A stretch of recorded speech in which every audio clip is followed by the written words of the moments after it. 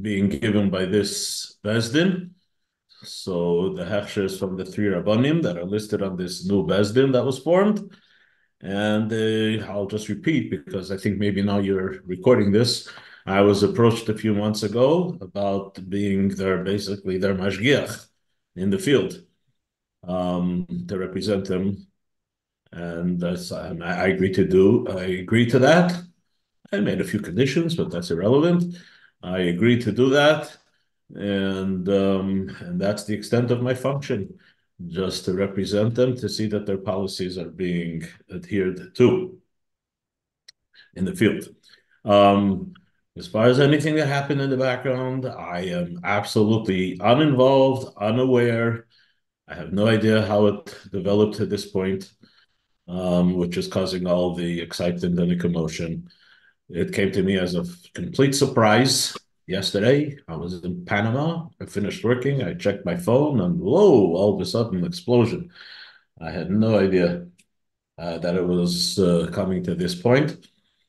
I will add that quite a few months ago, this was before Hanukkah, I met with the Rabbanim of this Bezdin, and I actually asked for this meeting. Um, and there were two main concerns that I had that I wanted to clarify. And concern number one was what is going to be the the relationship with the existing CHK. That was issue number one. It's not something I wanted to get involved in at all. And issue number two was whether they did the research as to what the Rebbe's opinion was with regard to Lubavitch giving a hechsher. Okay. And with regard to my first concern, I was told that even prior to this meeting, it was actually of all days, it was on Erev Sukkot. These three Rabbanim had met with the Balabos, with the owner of the plant, so Mr. Friedman from Montreal, very wealthy person who bought the plant, and his assistant, Leibowitz. They met with them. They flew in special out of Sukkot in the morning to meet with them. And they suggested that this new Bezin should replace the CHK. And I was told by one of these Rabbanim, or actually all three of the Rabbanim at the meeting, they were all at the meeting, and they told me that they told the Balabos that they do not want to get involved in the Machlokes, and they convinced them not to sever their ties with the CHK. They will be like an additional hechsher, which is a very common thing. For example, even though Rabbi Weissmandel is the main hechsher, and up to this point, CHK, there was always the OU involved and others. So there are multiple hechshers, and that's what they told me. That they told the Balabas that they do not recommend severing the ties with the CHK. So that's as far as that goes. So that took care of that concern. As far as the other concern, they assured me that they did the proper research and they came to the conclusion that it was consistent with the Rebbe's wishes. I didn't dig in too much because I figured, listen, they're Rabbanim, they did the research. I asked the question, and I was satisfied with the answer that I was given. So that is, in short, if you would like, Rabbi Yitkin, you can publicize this message that I'm sharing with you. Okay? Yeah, and now let's get to the real topics, the real inyanim. The real inyanim is that's the real inyanim because that's what this shit is about. So let me begin with what the Alter Rebbe, basically, the first Maimer in Pashas V'Yakel in Teira it's a pretty long Maimer, but there's certain tricks you could do. You read the beginning, You skim through the middle, and then you get to the end with the Alter Rebbe basically wraps it up. And in the beginning, the Alter Rebbe begins with the following question, and that is, we have a whole series of parshios that address the issue of the building of the Mishkan. It begins with Parshas Truma, Parshas Tetzaveh, Parshas Kisisa, in the beginning at least, right? And then after Parshas Kisisa, that is all Hashem's instructions to Moshe Rabbeinu about how to build the Mishkan. Okay. Then we come to Parshas Vayakel. Vayakel is Moshe Rabbeinu gathered together Bnei Yisrael, and he now is conveying to them the instructions that he heard from Hashem as to how to build the Mishkan. So that is the order from Parshas Truma to where we are today in Parshas Vayakel. First, it's Hashem giving the tzivui, and this week of Vayakel, Moshe Rabbeinu is now conveying that command, that tzivui to Bnei Yisrael. Says the Alter Rebbe, we find something very interesting. There's a distinction between the way it is presented in Truma and then Tetzaveh and Kisisa, and the way it's being presented by Moshe Rabbeinu to Bnei Yisrael in Parshas Vayakel. What's the difference? So when Hashem gave the mitzvah, so first he begins in Parshas Truma with the Kli HaMikdash, which are the vessels that are to be used in the Mishkan, the Kli HaMishkan. So it starts with the Kelim. After the Kelim, the next part of the process and the mitzvahs that Hashem commands through Moshe Rabbeinu is the construction of the Yeriyos, the coverings of the Mishkan. And then only that, the beginning of Parashat Kisisa, we find that Hashem, in the beginning of Parashat Kisisa, Hashem says that, but as Shabsoi Tishmer, that you have to keep the Shabbos. And basically, in the Pshat, Rashi points this out, that the Pasuk is teaching us that in spite of the fact that we were given the mitzvah of building the Mishkan, it should not override the mitzvah of Shabbos. So whatever is being done for the Mishkan needs to be suspended for the day of Shabbos. Okay, so you have first the Kalim, then you have the Yeriyos, and then you have the tzivui of keeping Shabbos. When Moshe gives over the mitzvah to Bnei Yisrael, he completely changed the order. The first thing he does, he says, he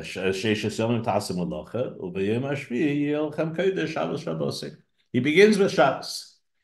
Then he goes on, and he continues with the tzivui of the Yeriyos, which, I'm sorry, yeah. In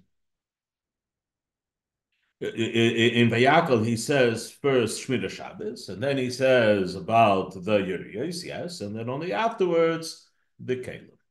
Exactly in reverse when he heard the mitzvah from Hashem. Okay? And so here, the Alter Rebbe goes into a long discussion, and based on this beer, this explanation, the Alter Rebbe explains why we have this reverse in the order when Moshe conveys the mitzvah to Bnei Yisrael. Okay.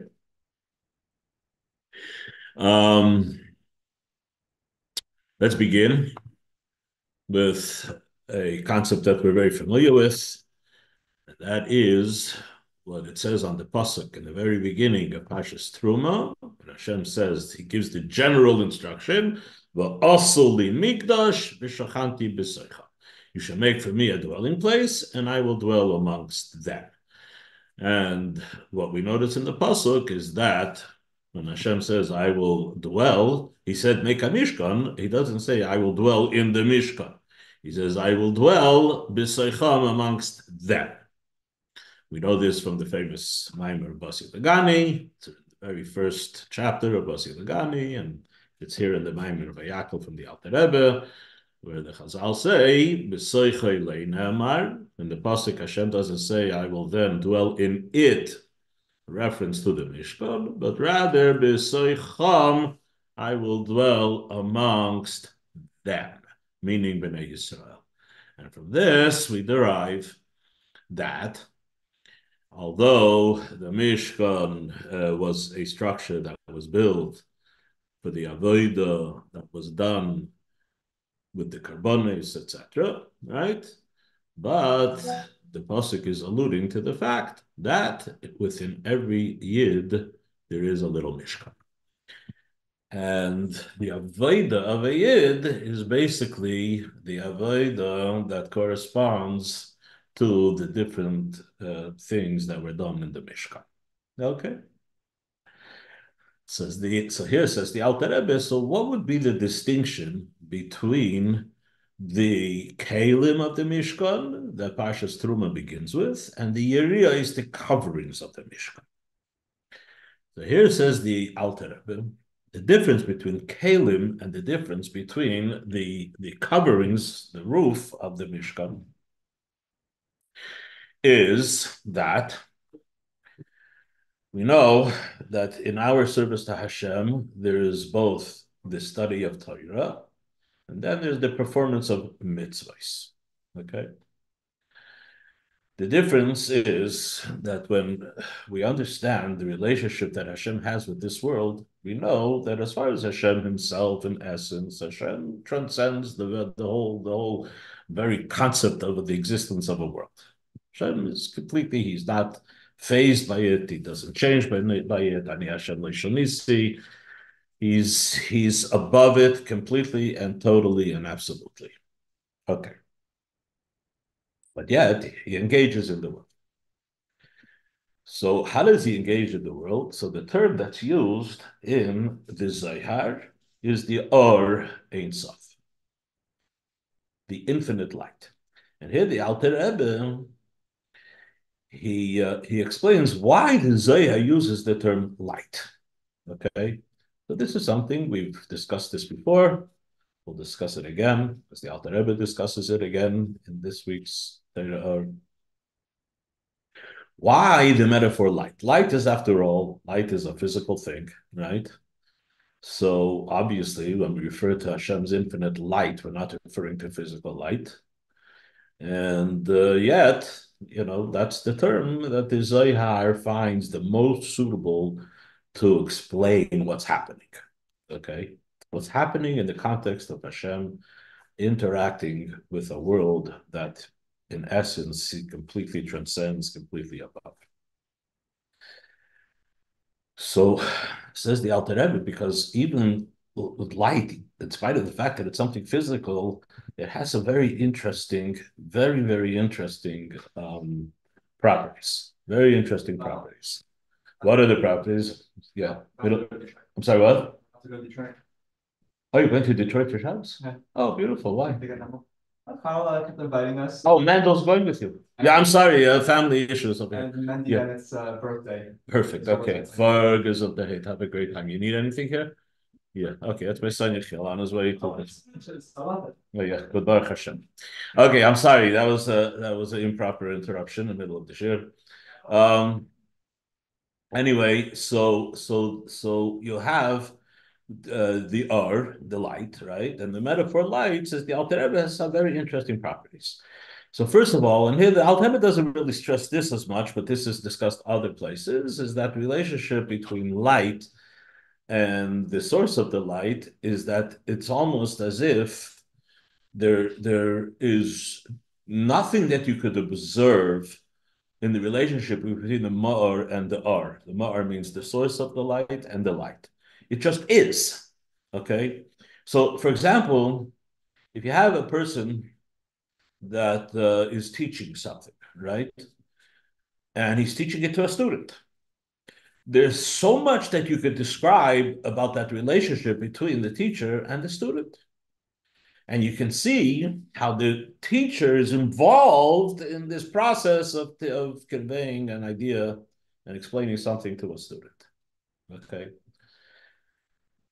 When it comes to light, though, you don't see anything, of that nature whatsoever. Okay. Night, well, if you have a source, right, of light, then it's just automatic. It's just there. The light that comes forth from the source of the illumination is just there, right? Also, light doesn't seem to have any actual substance, right? So, scientifically, this can all be debated, but we're using the term metaphorically, and metaphorically, you could take what's called poetic license, and you could describe it how at least it appears to us. And that's the appearance of light. The appearance of light is that there seems to be no involvement of the ma'or, the source of the light, and the actual manifestation of the light. So this is one of the reasons why this metaphor is, what's it called? Is a preferred metaphor for Hashem's relationship with the world. Because Hashem, it's not, in human terms, we think of whenever there's a relationship, there has to be some kind of actual involvement, right? And this is not so the case, because once there's an involvement, we're looking at already change. There's the before, there's the after, there's the effort that goes in to this relationship, and it takes energy, and therefore, when back to the example of a teacher, after explaining something, is actually might need a rest, because he's exerting energy in order to be able to explain. Even mental energy, it's burning energy, and you get tired. Not so with light. So that the use of that metaphor is to explain that Hashem's interaction with the world is not something that has any kind of an effect. You can't see anything. There's no effect whatsoever on the source, on Hashem. Okay, but the other thing, and the thing that the Alter Rebbe actually focuses on in here, this Maimer, is that the light, the Or Ein Sof, right? The similarity to the physical light is that light, just when it shines, it envelops everything. There's light in a room, everything in the room becomes illuminated, right? And at the same time, it's the light itself is also not getting involved with the subject that's being illuminated. It's just there. It kind of like just encompasses it. Okay. This is the Alter Rebbe, is the Or, and this is the Or that's more specifically described as the Or Hasoivev Kol Almin. Hasoivev Kol Almin means that it encompasses all existence, but it does not take into account in any way, the different characteristics of what it is actually influencing. It influences everything equally, okay? So this is called an encompassing connection. In Chassidus, the term would be that it's a makif, it's a kind of a transcendent, and it's enveloping. So it's like a lavush. That would be, by the way, represented by the yeriyos of the Mishkan, coverings of the Mishkan. But then you also have that this light has to somehow penetrate and have an effect. Okay. Now that requires another process, and that's the process of tzimtzum. Tzimtzum means that this infinite light has to be reduced to a level where it can actually engage in a meaningful way, in a deeper way. It's absorbed by the subject that's being influenced by this light. Now, for this to happen, there needs to be what's called the tzimtzum. There has to be a contraction of that light. But the result is that we have now a or panimi. we have a light that actually infiltrates and it's absorbed and it's appreciated and it acquires a characteristic, and it's a characteristic that is, by the way, it is something that is in sync with the subject that's being influenced. Okay, so this is a very a fundamental concept in Hasidus. We begin by Hashem's interaction. It's through what is metaphorically referred to as a light emanating from him. It's originally in its purest infinite form, and yet it's just light. It doesn't seem to have any actual substance or existence to it, and it effortlessly emanates from its source. But then you have the light penetrating, right? That's called the Or Makif, that's the Or Soidev Kalaman. And then you have that Or that penetrates, and that's called the Or Male Kalaman. It actually fills the world, and it actually it engages individually with every subject that it is influencing. The marshal, the example of this in Chassidus that's used often is the way the neshama gives life to a person, to a body. So there is what's called the chayus saklolis, just the fact that you're alive. You're alive, your head is alive just as much as your foot is alive. There's no more aliveness to the head than there is to the foot. So that's the neshama providing life to the body in the or hasoiviv, in the makivdik way, right? Which also reminds us more of levush, of like something that envelops and clothes. So levush means a clothing. Okay. On the other hand, that same neshama is what's providing your brain with seichel, with intellect, with consciousness. It's providing your eyes with sight, your ears with hearing, and etc. etc. Every limb individually is being provided with a certain a function that's coming from the neshama. So that would be an example of the Or HaMamale. There's something emanating from this neshama that kind of reduces itself so that it can actually be funneled into each of the different limbs of the body in sync with how that particular limb has to be is constructed, and it then functions accordingly. Okay. In the Mishkan, that's the difference between the kalim of the Mishkan, the vessels of the Mishkan. Now, kalim, when you think of kalim, again, it's a metaphor. Well, in the case of the Mishkan, it's not a metaphor. It's the real vessels and the utensils. But what are utensils? Utensils each has a specific function, right? And each one is actually a keli, just as simply. It's something that you fill, right? So it's being filled. And that would be correspondent to the Ur that's Mimale Kolam, that fills the world. And then you have the Urios, which cover the Mishkan, that represents and that corresponds to the Ur HaSoivev, the more encompassing, the more transcendent and encompassing light, right? Which the Ur HaSoivev Kolam. Now, we mentioned before on the pasuk, but also Mikdash v'shachanti b'seicham, make me a mishkan and I will rest amongst them, meaning that I will rest within the personal mishkan of each and every individual Jew. How does this happen? This happens by Torah and mitzvahs. So we are connecting with Hashem by building this inner mishkan within our own selves. And the way we do that, we do it with the with engaging in the study of Torah and the performance of mitzvahs. Which one would be the pnimi, the arbimali? Which one would be the one that is more involved and digested? That would be the study of Torah, because when it comes to the study of Torah, the only way a person can successfully study Torah is by actually understanding. You have to understand what it is that you are studying. If you don't understand it, it's not really called Torah. I mean, there is a certain connection that a Yid has with Torah that actually goes above, it transcends the understanding, because we have some kind of an inner connection.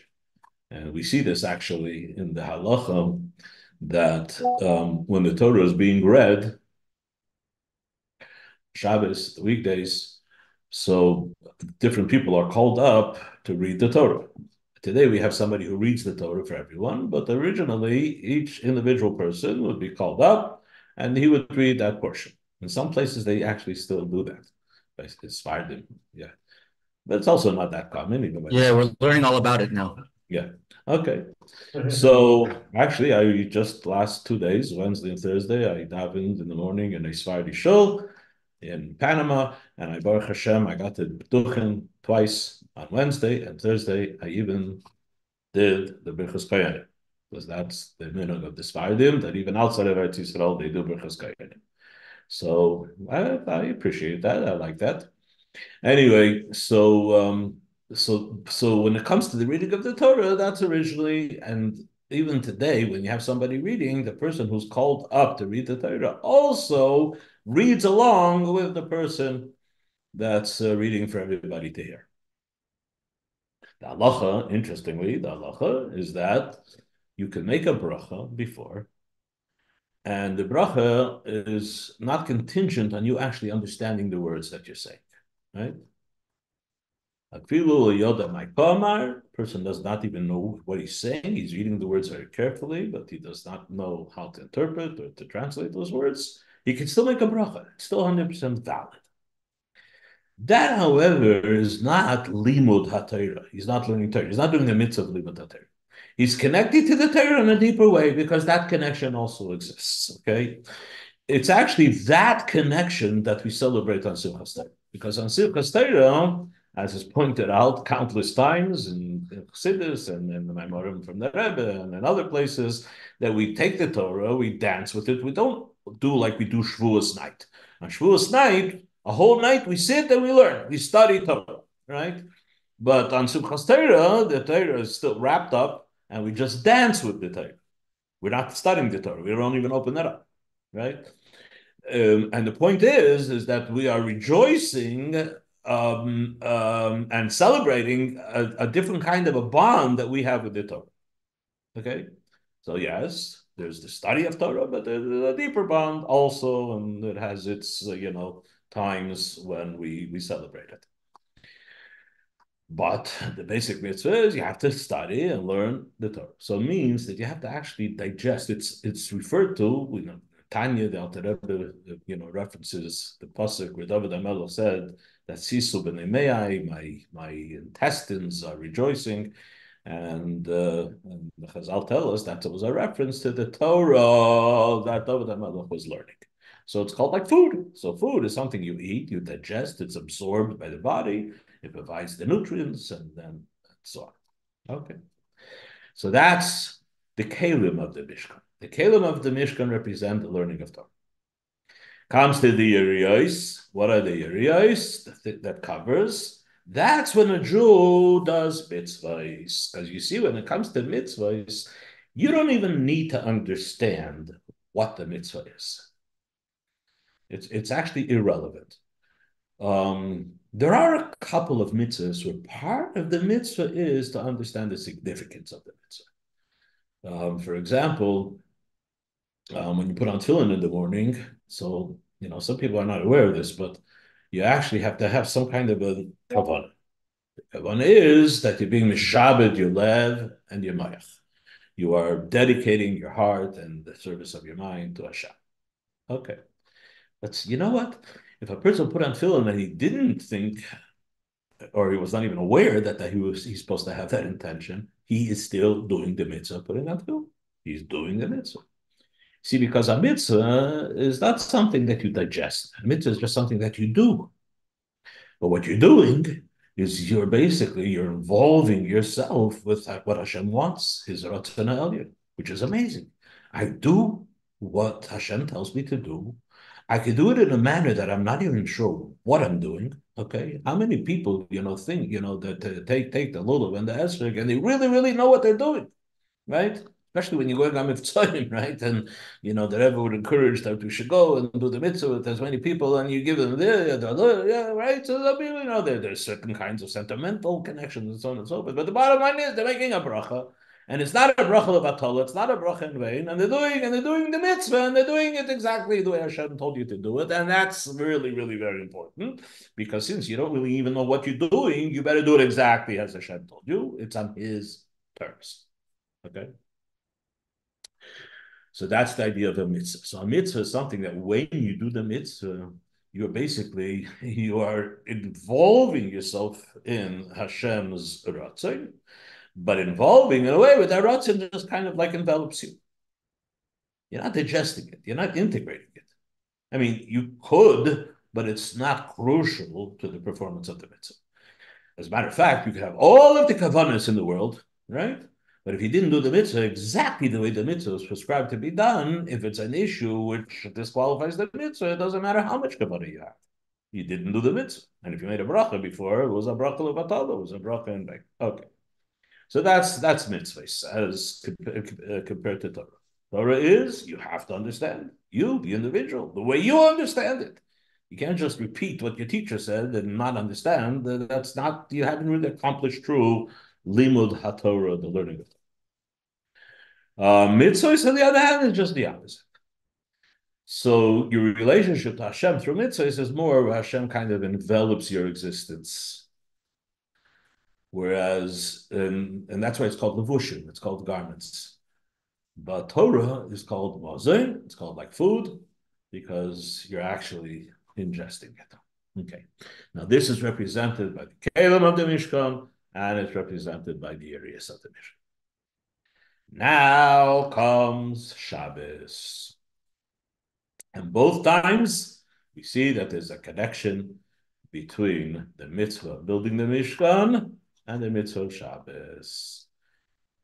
Hashem, when he gave the mitzvah, he first gave all the details, first of the kelim, then of the Yerios, the coverings, and then he reminded them, but you have to keep Shabbos. And then when Moshe Rabbeinu comes to the Bnei Yisrael and repeats to them this whole commandment, he did it just the opposite. First he told them Shabbos, and then he told them about the Yerios, and then finally the Kelim. Okay, what's going on here? So here the Alter Rebbe goes into a long discussion of what's Shabbos. So I'll just, in short, so Shabbos is this amazing thing. When we serve Hashem, there's the serving Hashem the 6 days of the week, and then there's the serving Hashem on Shabbos. And I'm going to tell you just in short what the Alter Rebbe says here. It's a very amazing idea, very inspiring in a way. Every day we daven, we begin our day by davening. What do we do by davening?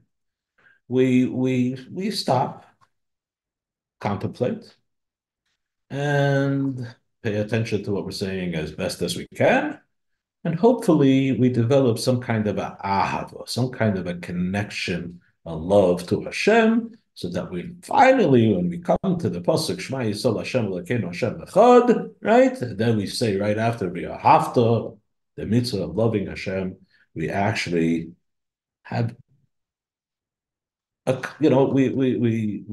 achieved something. Hopefully, if a person davens properly. At the end of the day, that ava that you developed is going to be based on your efforts, based on your state of mind, how much meditation you did. And that will determine the outcome, which is the ava, the love that you have to Hashem. Okay, wonderful. Going to be very limited. It's based on your efforts. Comes along Shabbos, and Shabbos we hear this is something very exciting. The Alter Rebbe tells us. It says on Shabbos there is what's called a neshama yisera. There's an extra neshama, right? This extra neshama, says the Alter Rebbe, what that does, that extra neshama, is provides you with this this love to Hashem, not contingent and not dependent on how much contemplation and meditation you did. Just comes to you naturally because Hashem is infusing you with this neshama, and that's what this neshama does. Right here, today's Torah are. We have here the Alter Rebbe telling us the neshama chadasha. That's mentioned in the Gemara, right? Tells us the Alter Rebbe in Chassidus that this neshama gives a yid just this natural ahava.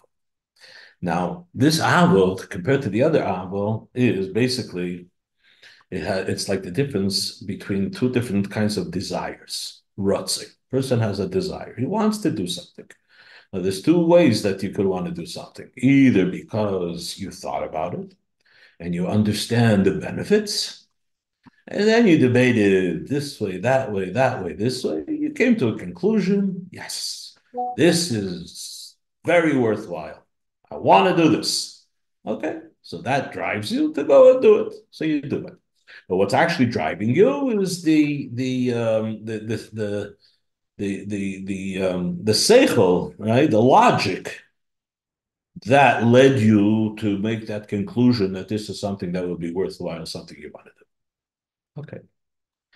But then we also find that there's sometimes a person is driven by some kind of a desire that he doesn't even know where it's coming from. It's something, much deeper. It's what's called a ratzin, which transcends the seichel. It's above the seichel. And sometimes this ratzin, in spite of the fact that the seichel is screaming everything the opposite, right?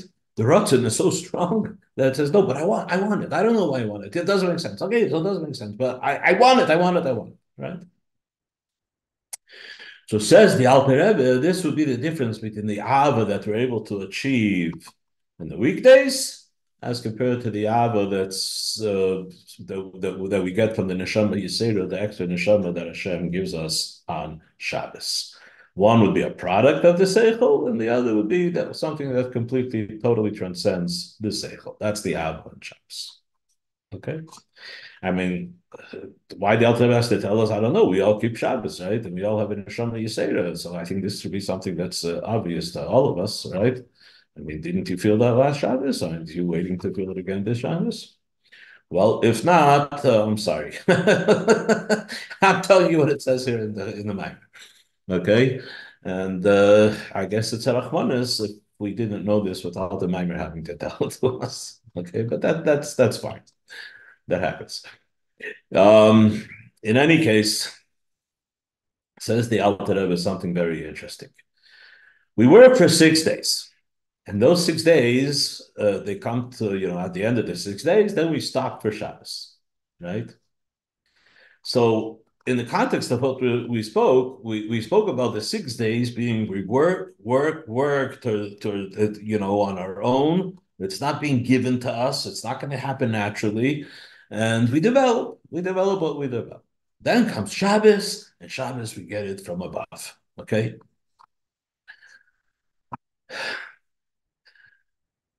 We also have to do something on Shabbos too, by the way. That's why perhaps it doesn't come so naturally to everybody. You have to do what the Alter Rebbe says. You have to do all the Lamed Tes Melachos, but you have to do the Beruchnis right on Shabbos, and then you achieve that which you achieve through the Melachos, Bigashvius, and the whole week. Okay, but in any case,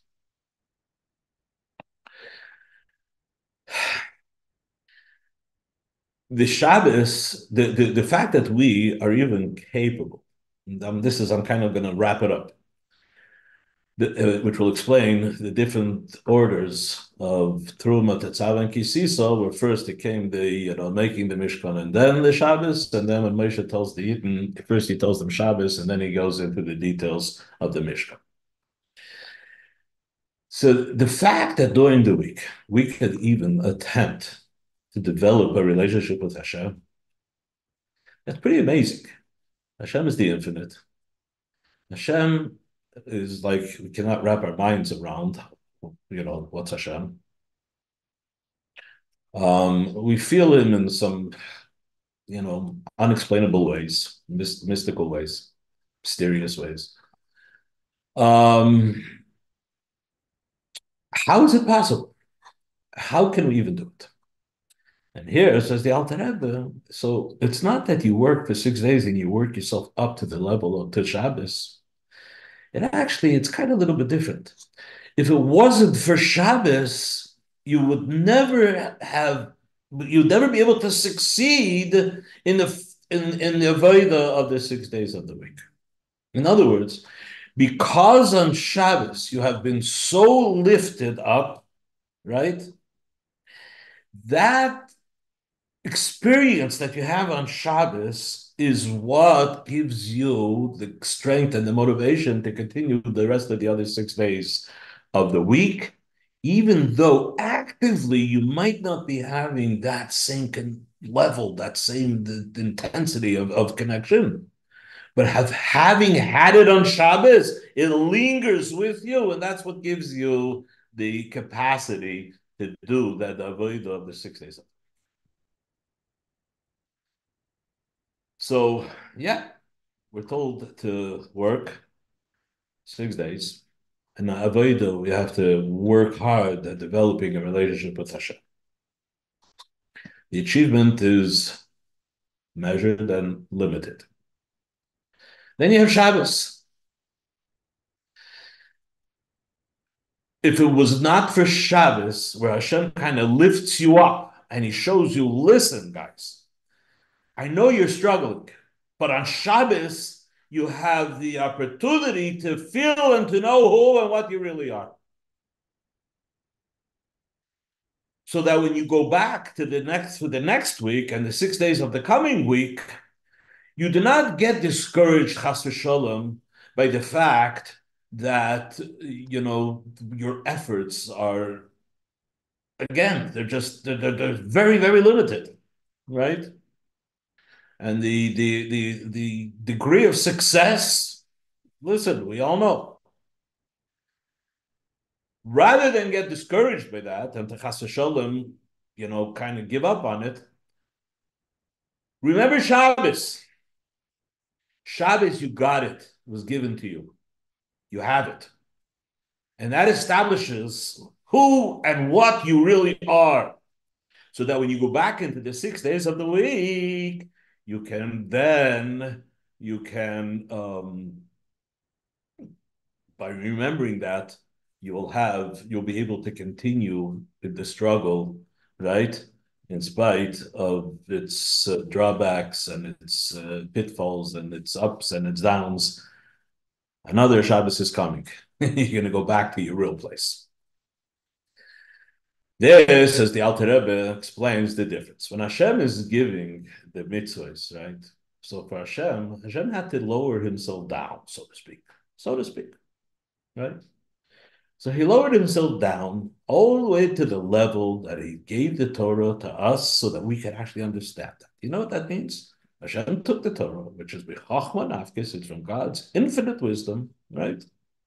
And from there it comes out, and it goes through what's called the Ishtalshlos until finally the Torah is presented in words and terminology and concepts that we can relate to, right? And then we begin to learn it and we absorb it. So that's what Hashem does. Hashem does that first. He gives us the kelim of the Mishkan. He tells us, make the kelim.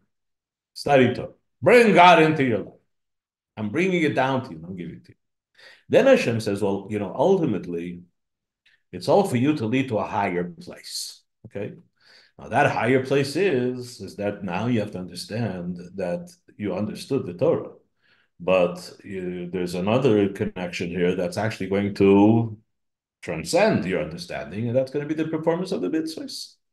And that's going to be the way that I'm going to envelop you without having to come down to your level.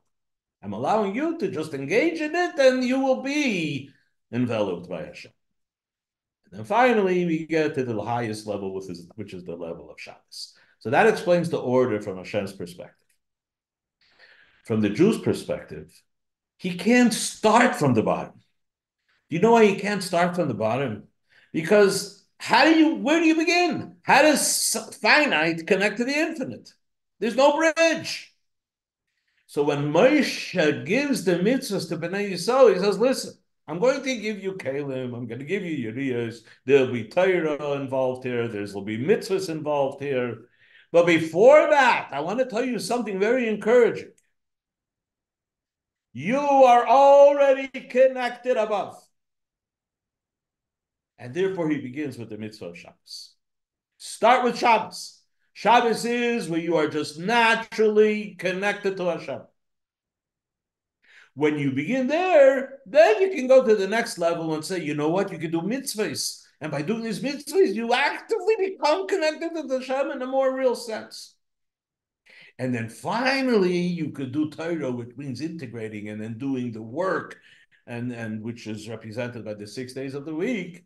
And then you could actually take that very, very transcendent level, those transcendent feelings of the Shabbos, and they can now become integrated to the level that it literally becomes who you are physically on the surface. The way you think, the way you feel, who you have become on the surface as well, not just simply in some inner core of your neshama. So again, Hashem, his relationship for us says, okay, here, listen, these are things, I'm going to give you the Torah.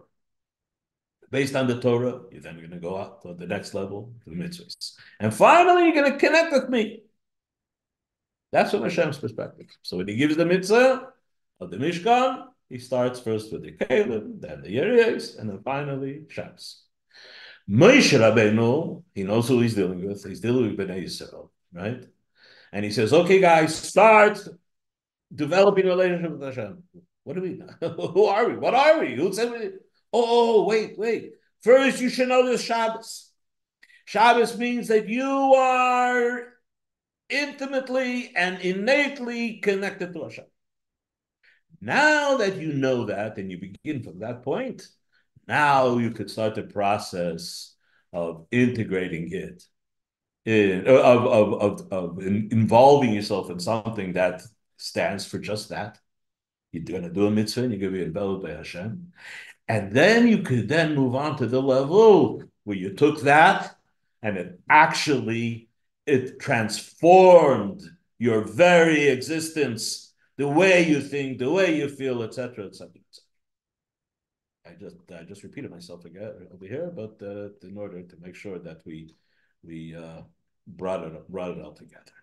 Anyway, so by Ma'ariv, we repeat 3 sukkim every day, 3 times. We have to get the point across. There you go. So that's the pshat. That's the Torah Or of this week.